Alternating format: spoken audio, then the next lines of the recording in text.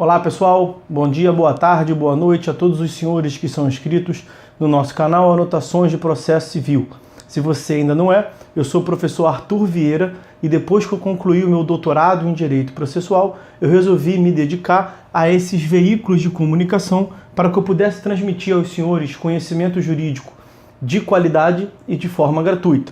Aqui eu vou pontuar o meu e-mail de contato para que eventuais interessados possam estabelecer um contato mais direto. Inclusive, nós podemos eventualmente considerar a hipótese de publicar um artigo científico em conjunto, tá certo?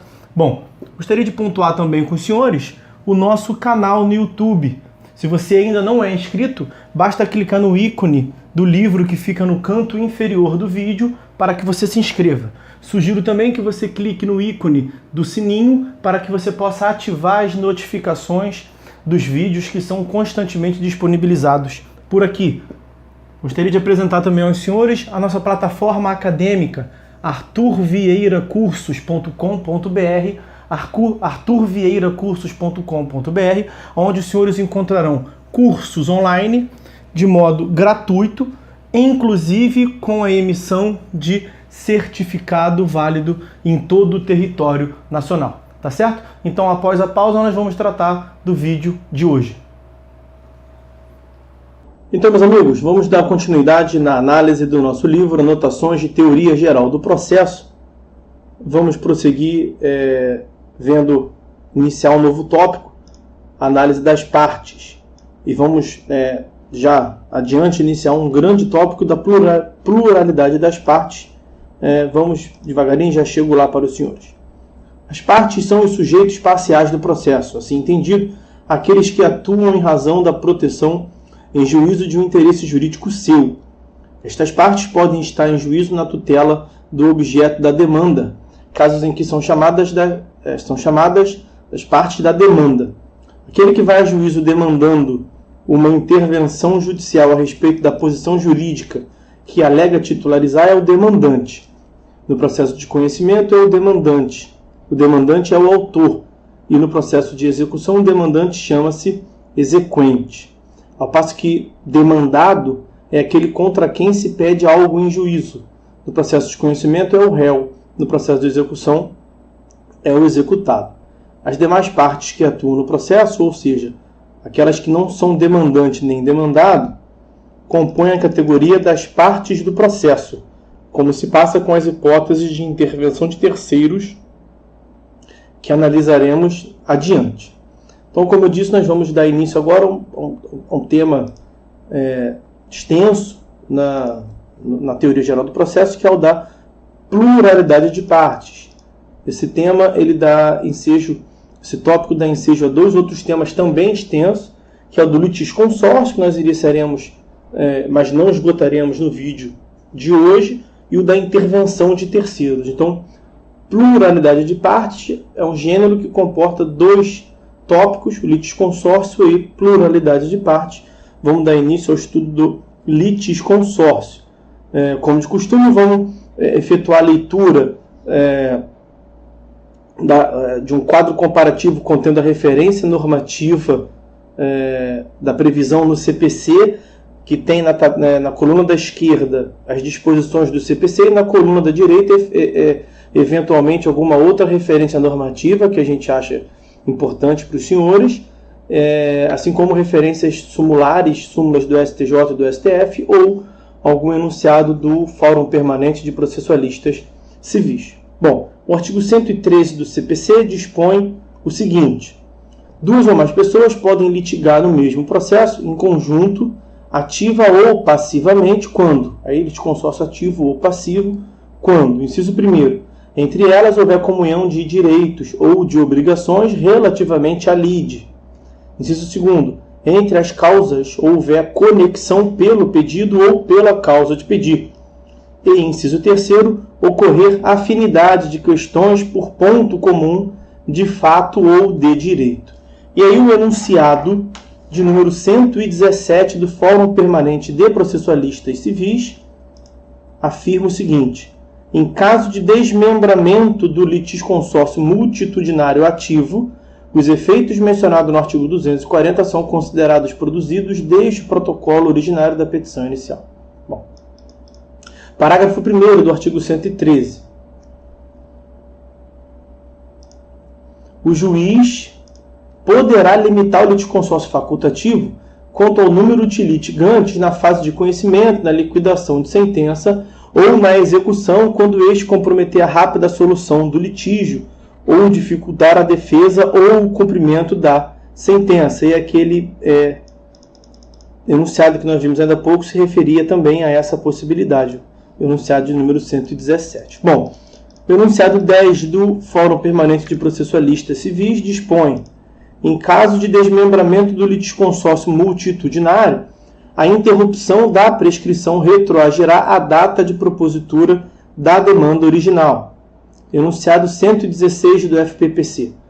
Quando a formação do litisconsórcio multitudinário for prejudicial à defesa, o juiz poderá substituir a sua limitação pela ampliação de prazos, sem prejuízo da possibilidade de desmembramento na fase de cumprimento de sentença. Enunciado 386. A limitação do litisconsórcio facultativo multitudinário acarreta desmembramento do processo. E o enunciado 387 do FPPC. A limitação do litisconsórcio multitudinário não é causa de extinção do processo, complementando o enunciado anterior. Parágrafo 2º do artigo 113 do CPC. O requerimento de limitação do litisconsórcio interrompe o prazo para manifestação ou resposta, que recomeçará da intimação da decisão que o solucionar. E o enunciado número 10 do FPPC, que nós já lemos, já tivemos a oportunidade de ler, só para não perder a leitura aqui. Em caso de desmembramento do litisconsórcio multitudinário, a interrupção da prescrição retroagirá à data de propositura da demanda original. Artigo 114 do CPC.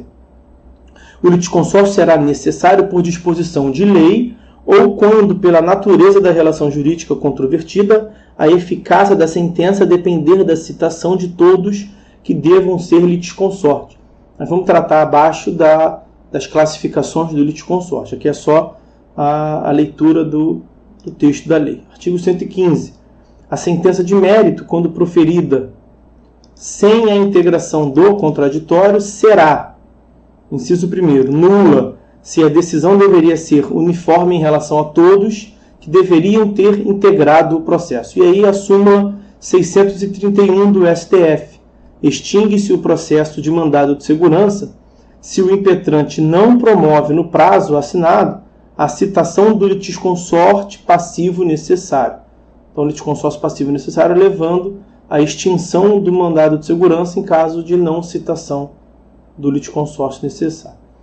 115, inciso 2º, hipótese de ineficácia da sentença nos outros casos, apenas para os que não foram citados. Parágrafo único.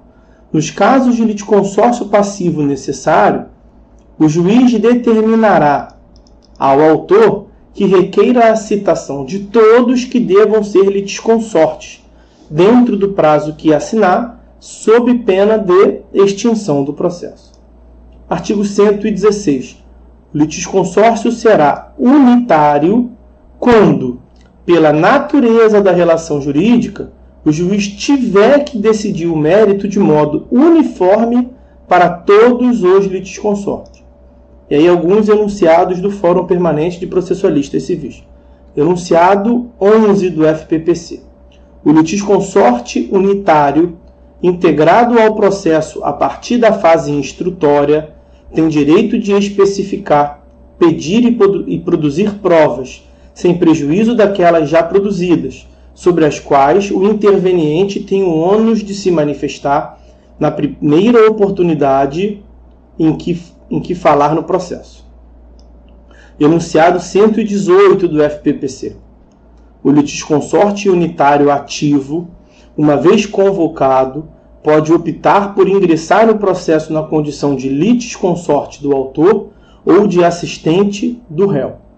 E o enunciado número 119 do FPPC. Em caso de relação jurídica plurilateral, que envolva diversos titulares do mesmo direito, O juiz deve convocar por edital os litisconsortes unitários ativos incertos e indeterminados. Artigo 259, inciso 3º. Cabendo-lhe, na hipótese de dificuldade de formação do litisconsórcio, oficiar ao Ministério Público, à Defensoria Pública ou a outro legitimado para que possa propor ação coletiva. Artigo 117 do CPC. Os litisconsortes serão considerados, em sua relação com a parte adversa, como litigantes distintos, exceto no litisconsórcio unitário, caso em que os atos e as omissões de um não prejudicarão os outros, mas os poderão beneficiar. E, por fim, o artigo 118. Cada litisconsorte tem o direito de promover o andamento do processo, e todos devem ser intimados dos respectivos atos. Litisconsórcio é o fenômeno processual de pluralidade de partes da demanda, ou seja, casos em que demandam no polo ativo mais de um demandante ou no polo passivo mais de um demandado. No discurso simplificado que se faz a respeito do processo, para fins didáticos, normalmente fala-se de um único autor litigando em face de um único réu. Os exemplos acadêmicos com que os estudantes de processo civil têm contato frequentemente partem da ideia central de que A move a ação contra B. Mas a realidade tende a ser mais variada. O Código de Processo Civil expressamente admite a possibilidade de propositura de ação contra mais de um réu, assim como também permite que diversos autores formulem pretensão no mesmo processo contra o mesmo e único réu ou contra vários réus. Trata-se do fenômeno do litisconsórcio, que ocorre quando duas ou mais pessoas se encontram no mesmo polo do processo, como autores ou como réus.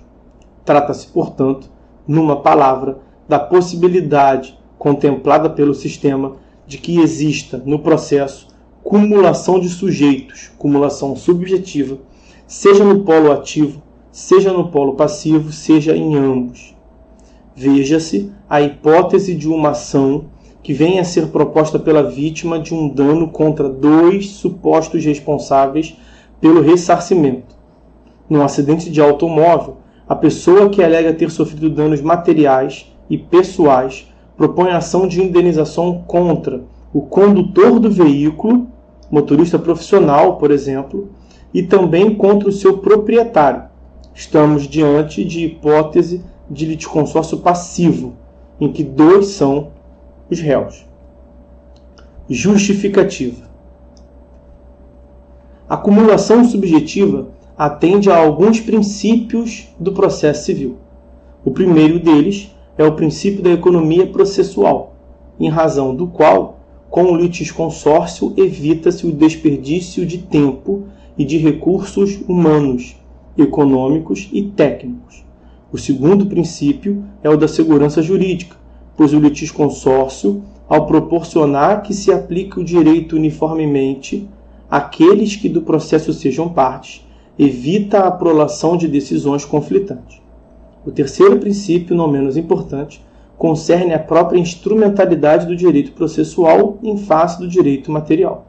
Em determinados casos, se a relação jurídica material, objeto da lide, é uma, inscindível para várias pessoas, não há como resolver tal conflito, senão trazendo para o processo todos esses sujeitos. O próximo tópico que está na tela aí para os senhores é o da classificação dos litisconsórcios, mas como ele é devera extenso, vou fazer um corte no vídeo aqui agora e nós continuamos a partir desse tópico, a classificação dos litisconsórcios, no próximo vídeo. Fiquem todos com Deus, até a próxima.